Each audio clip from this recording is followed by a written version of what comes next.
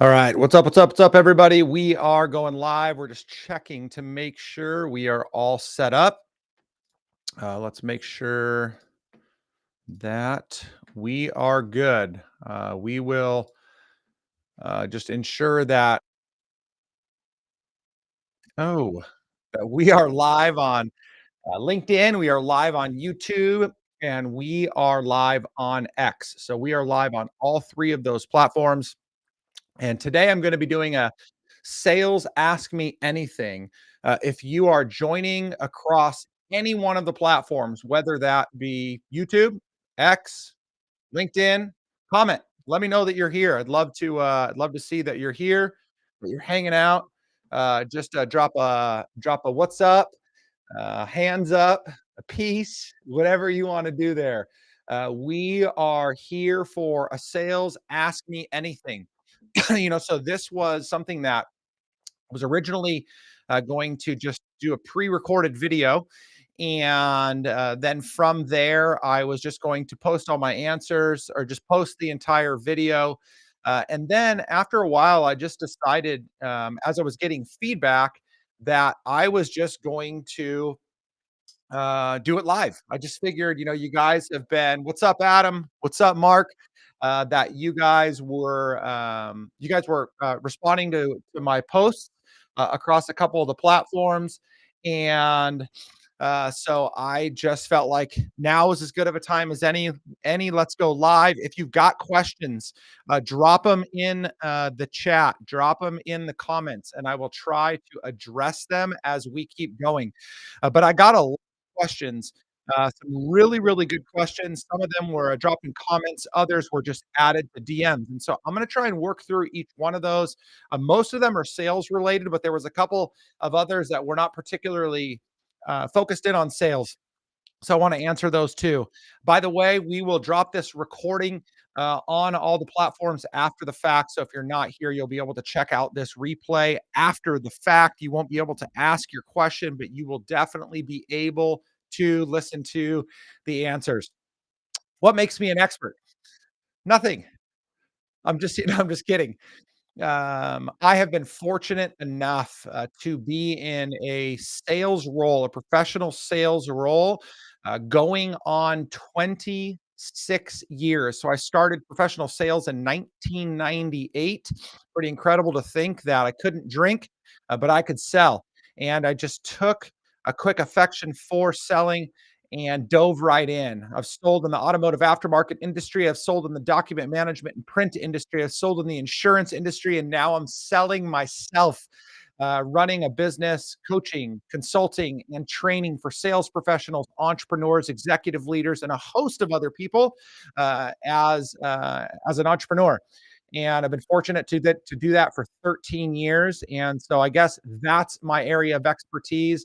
I am passionate about sales. I'm passionate about helping people to generate more revenue. And so I want to help you do that today. And I want to be straightforward. Sales is one of the most difficult jobs in the entire world to do, which is why it's highly compensated in most industries. And at the same time, it is the easiest practice to follow.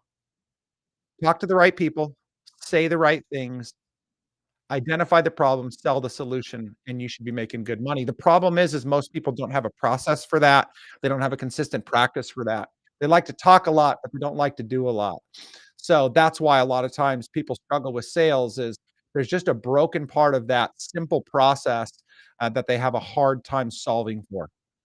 All right, so let's dig into some of the questions that I got here. And again, if you have a question, feel free to throw that into the chat, in the comments. If you're on one of our social media platforms, again, shout out to those watching on YouTube, X, and LinkedIn. Thank you guys so much for doing so. Make sure you subscribe to or follow those channels if you are not already. Would love to connect with you more there. All right, so the first question I got, shout out to Adam Saylor. He's on here, and that was the first question that I got. And he asked this question, which I think is a fantastic one for every sales professional, every entrepreneur. And it's this: how big of a role does truly building relationships play in not only closing deals, but earning repeat business? I'm just going to come out of the gate and say, I think that relationships is one of the most critical components to successful selling. to being successful in a sales career.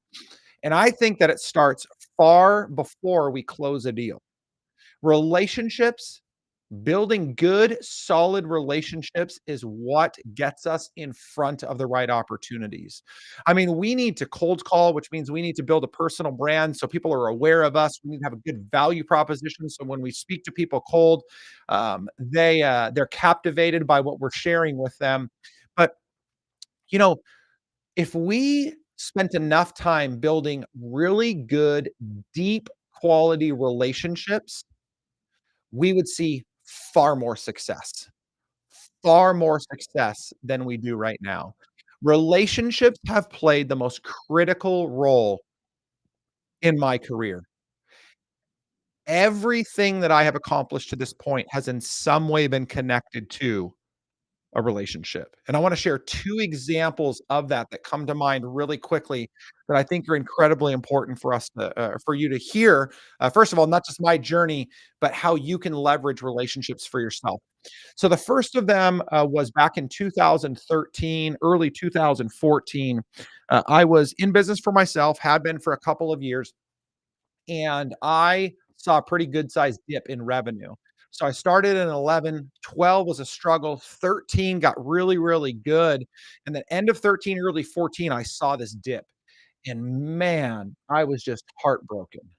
I was frustrated. I was angry. I thought I was doing so well. And I found myself in a place where I needed to replace a decent amount of revenue. By the way, you're going to hear this theme over and over again. And I had built a good network, but I didn't really have anybody to lean on in that moment that I felt like could really get me out of a hole.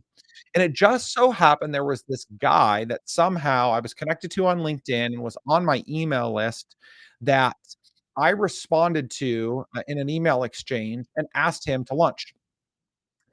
And to bore you with all the details, after about 90 minutes to 2 hours at lunch here in Southern California with that guy, I realized that for the first time in my professional career, I had nothing to offer the other person across the table. He was accomplished, he was successful, he was a great guy, he had his life together, like, things were really, going well for him. And yet, at the same moment of realizing that I didn't have anything for him, I realized that I needed him. And so, in a moment of pure humility, which I was not very good at that time, I said to him, "Dean," and Dean Del Sesto, he's an incredible friend to this day. I said, "Dean," I said, "for the first time in my career," I said, "I can't offer anything to the person sitting across from me." I said, "But," I said, "I need from you. I need your network. I need your connections to help me take my business to the next level." And that was the catalyst. As a matter of fact, why I'm sitting in front of a lot of you right now, because not only did that help my business, but that was the entry point into employee benefits, which is where I've met so many incredible clients and friends, and people like you, like Mark on this call. If I didn't have that initial lunch with Dean, I would have never met you, Mark. And it was profound for me. It was such a moment. Dean ended up coming back to me 2 weeks later with 2 incredible referrals, one of which was a local employee benefits agency that I started doing consulting work for, and the rest is history. Forging that relationship led to so many more relationships. Fast forward all the way to 2020, pandemic hits, my awful governor shuts down California really quickly and forbids anybody from walking inside of a building, and I lost 2 of my largest client contracts. I was doing in-person consulting work for both of them, to the tune of just over $18,000 a month in revenue. 18,000 a month in recurring revenue was cut off in a moment. I couldn't go in, they couldn't pay me. And after going home and crying to my wife that night, literally shedding tears and crying, she said, "All right, I'm gonna let you cry tonight. You're gonna go back to the office tomorrow, and you're gonna figure it out." And I did. And what I did was is the next morning, I got to the office, I picked up the phone, and I called a client and a colleague. I told them exactly where I was, what I had lost, and that I needed their help. to introduce me to more opportunities so I could replace that $18,000 a month that I just lost. They were both business owners of very large and very successful businesses and didn't have time to waste on me because they were dealing with their own pandemic. And yet, they went to work for me, and within days, they replaced all that revenue and more, and I would go on in 2020 to having the most successful financial year of my career. Relationships mean everything. Invest into them, build into people, give to people. The Go Giver by Bob Burg is a phenomenal book on that concept of giving. Zig Ziglar says, if you help enough other people get what they want, you will get what you want. This is not about giving to get, but it's about as you give, as you invest into people, as you make connections, as you gift them, as you encourage them, as you support them, as you reach out to them, they will think highly of you and want to do for you. Relationships mean everything, Adam. I think you know that. What a fantastic question. And what an opportunity for you salespeople to get better and grow revenue and make more money. Build into your relationships, invest in them, find the right people, spend as much time as you possibly can sitting face to face with people, getting to know them better. All right.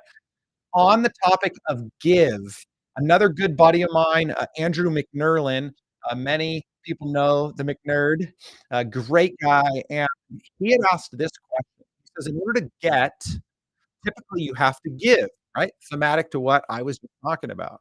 He says, "Typically, in order to get, typically you have to give. What would be some suggestions of what to give in order to make a connection with your prospects?" And then he says, "Besides all the marketing PDFs a vendor rep can provide." Hashtag lame. I agree with you there. And if you know Andrew, that's totally him. That's a phenomenal question. You know, I think that this idea of giving value has been bastardized. And what I mean by that is everybody talks about it and few people actually do it. Well, few people do it right. A lot of people make attempts to give, but few people actually give something of value that the recipient gives a crap about. Maybe that's you.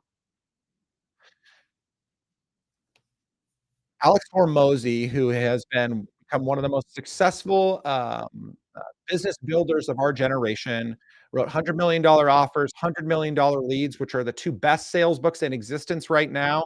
If you have not read those and you're in sales, you've made a huge mistake. You don't need to ever read another sales book. If you read both of those, you'd probably crush it in sales. Problem is you'll read them and you won't do anything. But, he talks about, this all the time, and I think that it stuck with me in such a profound way that it changed the way that we resource our community. He says, "People do not buy strategies and tactics, they buy execution." So see, when it comes to all these lame PDFs that Andrew's talking about, you see the problem with all these PDFs, all these one sheets, all these slide decks, it's pitching a product or service. It's like, "Hey, we can do these amazing things for you. Trust us. All you need to do is schedule an appointment. Give me hours and hours of your time. And as you do that, eventually, I promise you, if you just hire me, it will all come back to benefit you." Lame. First of all, because your PDF is garbage. It doesn't do anything for me about except tell me all about you. That's not valuable to me.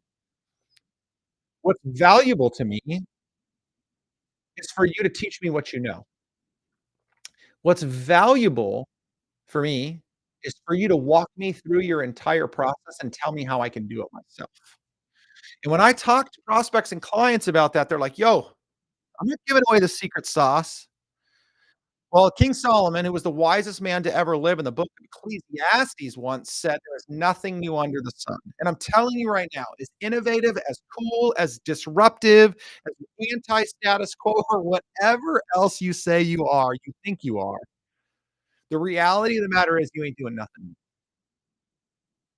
Your widget is not new. Your service is not new. Here is where the difference maker comes into play. The difference maker is in your ability to execute on what you say you can do.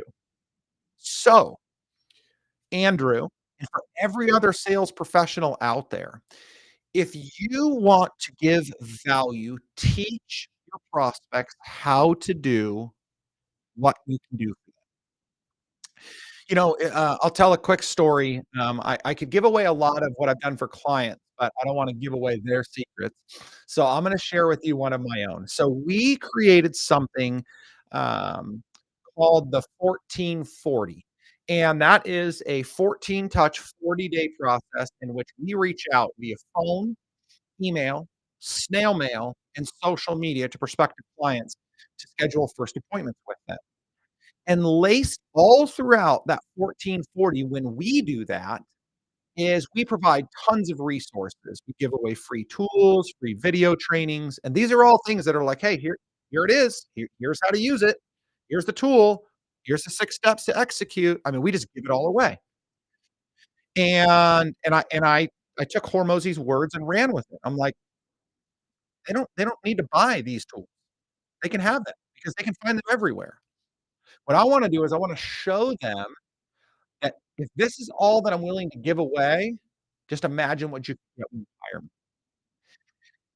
So about 2 weeks ago, yeah, I think it was 2 weeks, maybe last week, I was on the phone with a prospect that had, booked one of the calls off of one of our 1440s. So, we send out like, "Hey, if you wanna learn more, book a call." So this guy books a call.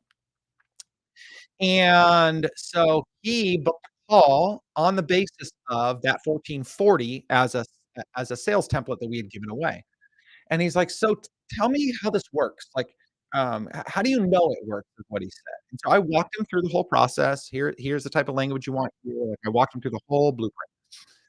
And then he gets to this point and he says, "But how do you know it works?" And I smiled and I just kind of paused for a second and I said, "Well, you're on this call."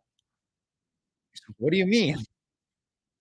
And I said, "I ran the same process on you that I'm showing you right now, and you're on this call."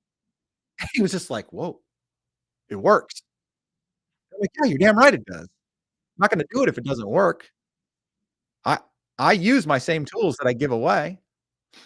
So give away your system. Give away your process. Explain to them how they can do it themselves. Because the fact of the matter is this, you guys, they're not gonna do it, but they're gonna be very intrigued by how to do it, what it produces. We have another strategy that we utilize a lot that involves, leading out, in an outbound campaign by sharing a case study, not the garbage PDF ones, but just a simple breakdown in a couple of paragraphs. And then we go on to break down that case study. We tell them, "Here was the problem that we faced or that the prospect was facing." And we say, "Here's the 3 things we implemented. Here's how we implemented them. Here was how we executed on that implementation. Here was the results of that. Here's the tweaks we made, and here's the final results." It was phenomenal. It works phenomenally well. I've got multiple clients that are setting multiple appointments with prospects by implementing these things. So, the point is to give away value is to give away something that's meaningful. Give them something that they can use. Gifting is really cool, you guys. Custom gifts, we've done a lot of different things. I've received a lot of things. I think it's phenomenal, but nothing beats teaching somebody how to make more money.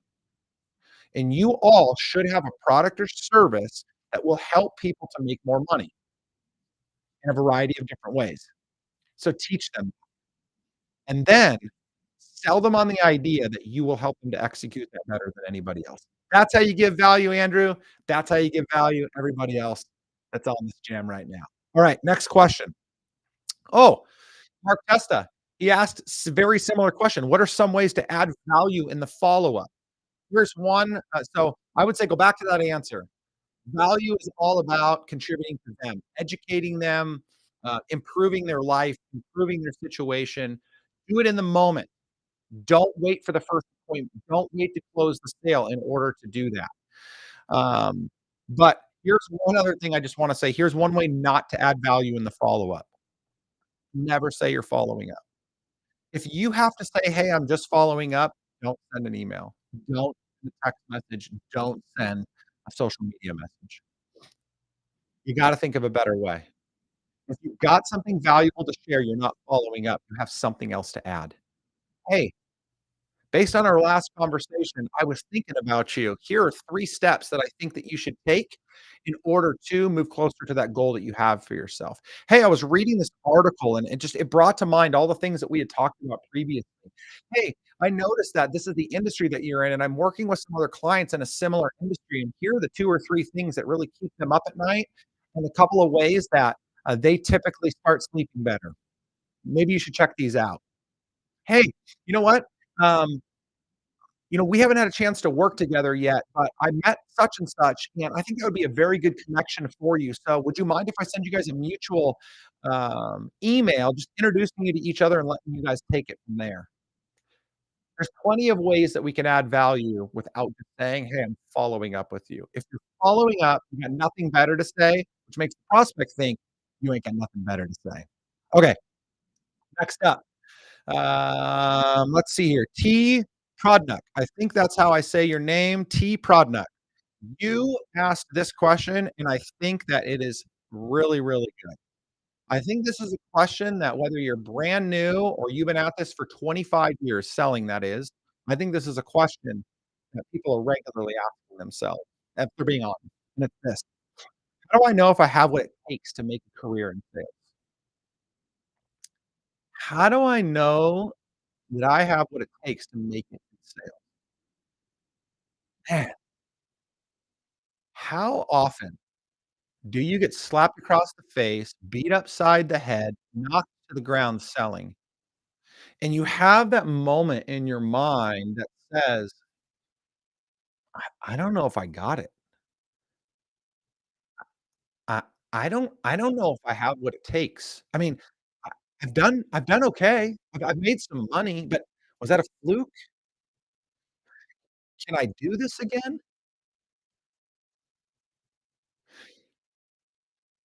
So I just wanna say to T and to every other one of you out there, that's normal. If you're not at times questioning your ability to continue to succeed, I think you have a false sense of self. I'm not saying that you have to constantly be down on yourself, but I think the reality of the matter is this is a really freaking hard role to play. This is a hard profession, which is why we are rewarded greatly. So, how do you know? How do you know if you are, um, if you're gonna make it, if you're gonna succeed, if you are going to achieve that success that you desire, if you are gonna finally reach the mountaintop, how do you know? Here are a couple of things that I would say to you. Number 1, are you willing to do within a good set of moral and ethical standards, are you willing to do whatever it is gonna take to succeed? That to me is the number 1 key to success, especially in sales. Do you know how many salespeople I come across that talk about resurrecting their career or getting to the next level, and they don't actually wanna do what it takes? You see, the idea sounds really good, to crush it in sales, to make 6, 7 figures, 8 figures maybe, but it's really hard. You have to do things that you would rather not do. I mean, Shannon on my team and I have been getting after it the last 6 weeks. After 13 years, almost 13 years, 12 and a half years of running a business that has continued to, by God's grace, grow itself in many ways as I've built relationships and I've taken in a lot of inbound. We have spent the last 6 weeks on a warpath doing outbound. Sending emails, which we don't send generic campaigns, we send individualized emails to every single prospect. I mean, Shannon's running a campaign right now. She's sending 4 she that has 400 prospects in it, and she's sending out multiple emails to 400 people individually. That's hard work that most people don't wanna do. They just want a blind copy. They just wanna send it through an email program. Well, this stuff gets caught. Hard work is sending email after email individually. Hard work is picking up the phone and getting somebody on the phone, being tenacious. Hard work is going and knocking doors in your local market.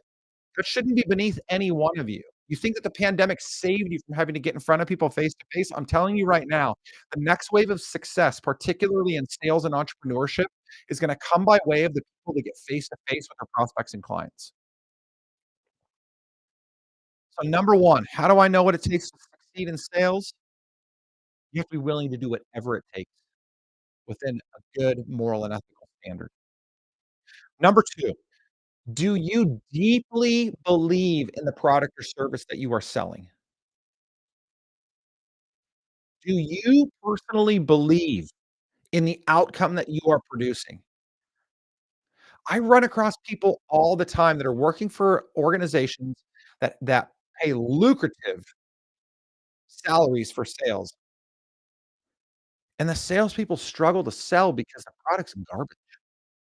It's not really doing much, and so after a while, the salesperson just has a hard time getting out there. Do you deeply believe in the product or service you're selling? If you do not, get out. Go find somewhere else to sell. It's hard enough as it is to succeed in sales. Don't make it harder on yourself by selling garbage. Deeply believe. Those are 2 things that I would say are incredibly important. And lastly, T, and to everybody else out there, hire a coach or find yourself a mentor. This is not a personal pitch to me or for me, even though I would love to work with you if you feel I can help you out and we're aligned and like-minded. But I believe that we must have objectivity to look into us, to help us understand who we are, what makes us tick, what makes us good, how to hone and shape ourselves, how to get better, and how to ultimately get after it. Because if you have the first 2 things, as a matter of fact, if you have the first thing, if you are willing to do whatever it takes to succeed, I believe anybody can be successful in sales. Anybody can be taught to sell. It's simply about building relationships, asking good questions. I mean, yes, there's some other things in there, but that's the foundation. Build great relationships, ask great questions. You gotta be willing to do what it takes. Start there, get yourself into a community. I mean, I have a sales community in the benefits industry, and that's what it's all about, is people honing and shaping each other, people benefiting, being around each other, listening to each other, offering advice, suggestions, and feedback. That's how we get better. So, that's what I believe it takes, and I believe anybody can do it if they have the true will and commitment. Okay, next one, we got about 10 minutes left, you guys. I've gone pretty long on these first 4, but I think it's super helpful, so we're just gonna keep doing this. I'm planning to do more Ask Me Anythings, in sales, maybe even in some other categories, but I think sales is one that a lot of you wanna keep hearing about, so I will keep talking about that one. So, next up, a great client of mine from the past, good man, Jeffrey Inge. He asks this question: "As a salesperson, how do you want others to speak of you when you are not in the room?" Dude, if you knew Jeffrey, you would know that this is the perfect question for him, because when I think about him, this is how I think all salespeople should want people to talk about them. When you leave the room, you should want people, again, this is in the sales role. You should want people to say that, "Boy, that person, they listened, they cared, and it really seems like they're gonna do whatever it takes to help us succeed, to help us get what we want." They're honest, they're trustworthy, they're empathetic. All of that is wrapped up in they listen. If I walked away from a sales presentation, from a sales call, and they said, "Man, he really listened, he really cared, and based upon everything he said, I'm convinced that he'll do whatever it takes to help me get what he wants," that's it for me. Jeffrey, that's how I think of you. And the time we've worked together and the time I've gotten to know you, I think that's just how you are. I think you leave everybody better than they started after you get done having a conversation with them. And I know it's your heart, your big heart. The father in you, the husband in you, that provider and protector. Look it, it's no joke. I mean, it's no hiding the fact that, when we get into a sales meeting, when we get onto a sales call, we're trying to sell. We don't have to trick a prospect into thinking that we're not here to sell them. That's our intention. Be a great one. Great salespeople, great salespeople used to be Glengarry Glen Ross defined, always be closing, or, so good that they could sell ice to an Eskimo. I mean, those are just such dumb things. I get the premise for always be closing, but the ice to an Eskimo is stupid. I shared this one on LinkedIn a while back, but you should never be seen as as the salesperson that is so good you can convince anybody to buy anything. You're a con artist. You should be seen as the salesperson that listens so intently and that cares so much and can do whatever it takes or will do whatever it takes that you're gonna transform people's lives, that you're gonna transform people's businesses. That's what I believe an incredible salesperson should want other people to speak of them when they're not around. Robert Pfeiffer, he says, "What do you as a sales professional do immediately before the meeting to get yourself present? We all have a million things on our minds, but how do you get ready?" He says, "My last thought before hitting the Zoom, Teams, or opening the door," he says, "This is my last best chance to help this person and company focus entirely on them." Dude, I love that, Robert. I think you just answered your own question. Incredible. Focus entirely on them. I just wanna add in one thing that I personally do is, no, I wanna add in one thing that I try to do as often as possible. I pray, so I settle myself in, so whether you pray, you meditate on something, but focus. You have a task at hand. That task is to transform somebody else or something else. This also means, by the way, this isn't the last thought, we have a meeting prep tool that we create for our clients, and, this is all about preparing well. Don't wing a meeting. Don't go into it flying by the seat of your pants. Don't lie to yourself and think that because you've done this 1,000 times before that you should prepare for every single meeting before you go in. So I almost feel like after you pray, after you say to yourself, "This is my last best chance to help this person or company focus entirely on them," I think the very last thought is, "I've done everything I can to prepare and be ready to succeed. Let's get it. Let's do this." That's confidence. You don't have to know everything. You don't have to have everything figured out. They can ask questions of you that you have to go research and come back to, but you should be so prepared and so confident to go in there and help them with anything they need. That's what I believe you should do immediately before getting yourself or to get yourself present for a meeting. So great question, Robert. I think that that's super, super duper, insightful. Um, okay, this is gonna be, a slight shift, but, just because I wanted to get to Chris Decker's question too, because he had asked it on LinkedIn, and I think it's super helpful. I've got, like, 7 other questions I'm not gonna be able to get to today, so we'll get to those later.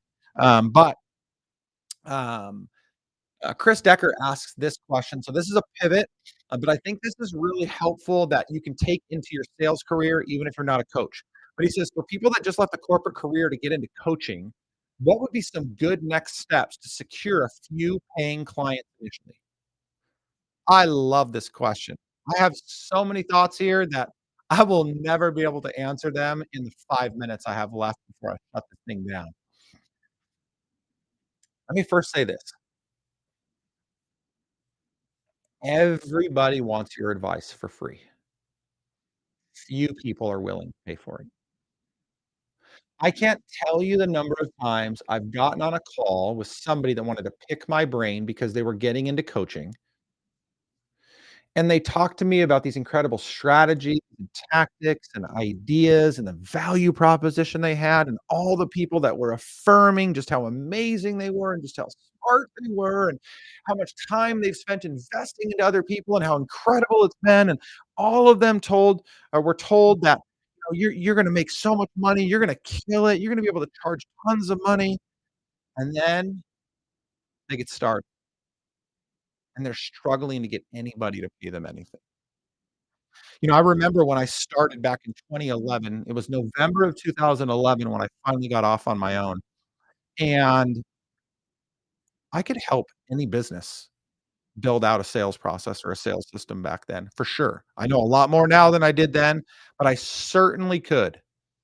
I had been through Carnegie and Ziegler and Sandler and many other training programs, and I knew the best of the best, and I knew what it was gonna take to help build out these, business sales strategies, these individual entrepreneurial sales strategies, helping salespeople, coaching them to get over the finish line and close more deals. And yet, man, I struggled for the same reason you're probably asking this question. And so initially, what I did was well, actually, the very first thing I did is I offered to do it for next to nothing, because experience trumps education all day long, and until you've done this, you don't really know if you can do this. You can have all the education in the world, but actually coaching somebody is far different than knowing than having the knowledge of the systems and processes. So I would say, um, to get clients initially, reach out to this goes all the way back to Adam's first question. I love this full circle, but go back to the relationships, pick up the phone and call every single person you know, ask them 2 questions. Number 1, well, first start by, "This is now what I'm doing. Are there any opportunities to help you in your business?" The answer is no. Then the next question should be, "Can you introduce me to somebody else that I can have a similar conversation?" That's it. I don't want a referral. I don't want business.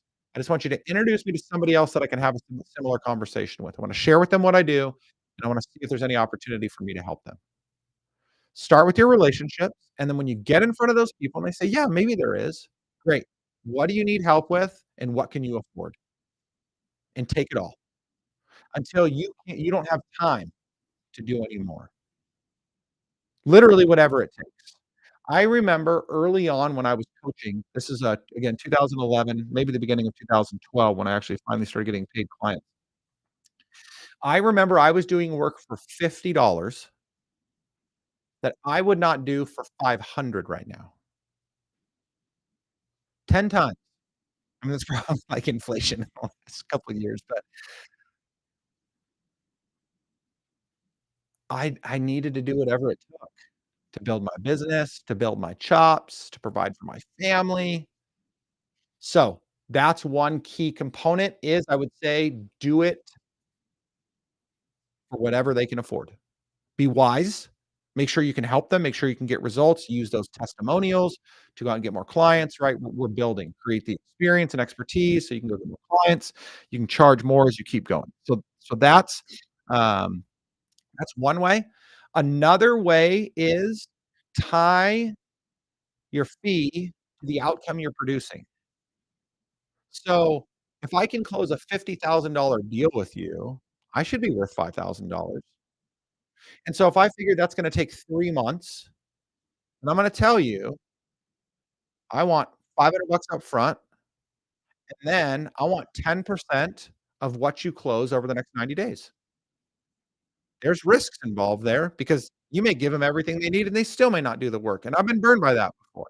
But that may be another way to get more upfront by tying your fee to, the back end of the outcome that you're producing for the client that you wanna work with. So those are a couple of suggestions that I have, Chris. Those have helped me, even now as I've, tried to explore other ways to engage with certain people. Like, I just, recently in the last 6 months, engaged with a client in which I way undercharged for my service, but I have such an insane upside should they succeed that it'll pay me 10x on what maybe even more than that, on what I could have paid had somebody had the budget to pay me whatever.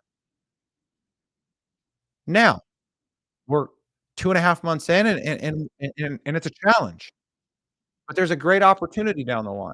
And they're taking a risk too because you see, they coulda just cut me a check for what I wanted as a total fee, but instead, they're hopeful that if we grow, we're gonna grow together. The risk, though, is they could end up paying me a lot more money than they would have if they just wrote me a check. But I'm still willing to do that. And now because I have the freedom to do so, because I have consistent revenue coming in, I'm doing that more often where I'm tying outcomes or fees to outcomes. It's a lot more fun. I like to gamble a little bit, but I just deeply believe in what I do, and I know how to get it done. Ask me anything. Fire them away. If you're watching this on replay, DM me on social media. Drop a comment below if there was a question that you wanted answered and didn't ask yet. I would love to continue to hear from you so I can continue to do my best to serve you guys, to add value to you, to educate you in any way that I can. If you need anything, DM me on social. You know where to find me. I appreciate all of you that showed up live across YouTube, LinkedIn, and X. Thanks. If you're gonna watch the replay, hit me up. Let's connect. Let's keep doing these things. Can't wait for the next Ask Me Anything. Hope you can't